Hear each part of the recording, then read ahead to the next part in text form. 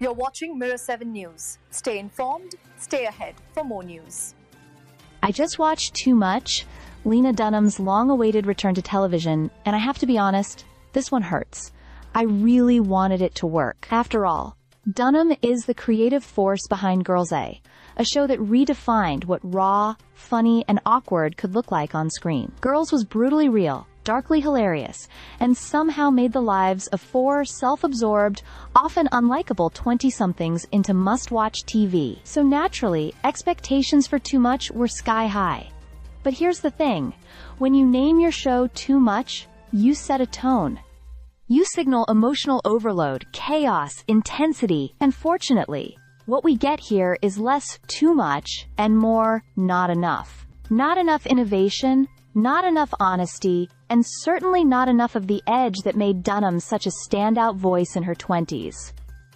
The plot? Jessica, played by Megan Stalter, moves from Brooklyn to London after a breakup. She's a chaotic, emotional mess still pining for her ex, and soon falls into a new romance with a gentle indie musician, Felix.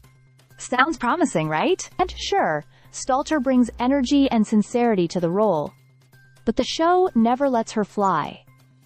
It keeps clipping her wings with overdone tropes and stale dialogue. Felix, meanwhile, is kind but hollow. Will Sharp does his best, but the writing gives him little to work with.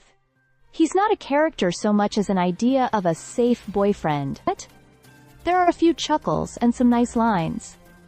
There's a scene about watching messy reality shows to self-soothe that feels truthful, and a joke about Jaffa Cakes lands well for anyone familiar with British snack debates. But for every moment that feels alive, there are 5 that fall flat. One labored gag about a council flat versus a period drama mansion sets the tone early, and it's downhill from there. The sex scenes try to channel the realism Dunham is known for, but without the grit or emotional truth of Girls Ed, they just feel awkward. The entire tone is disjointed, like the show can't decide if it wants to be edgy, romantic, satirical, or sincere. And in trying to be all those things, it ends up being none of them. I get what Dunham was going for. She's drawing on her move to London, her health battles, her growth, and the vulnerability of feeling like you're too much for someone. That idea, that a woman's intensity can be seen as a flaw instead of a strength, is rich territory.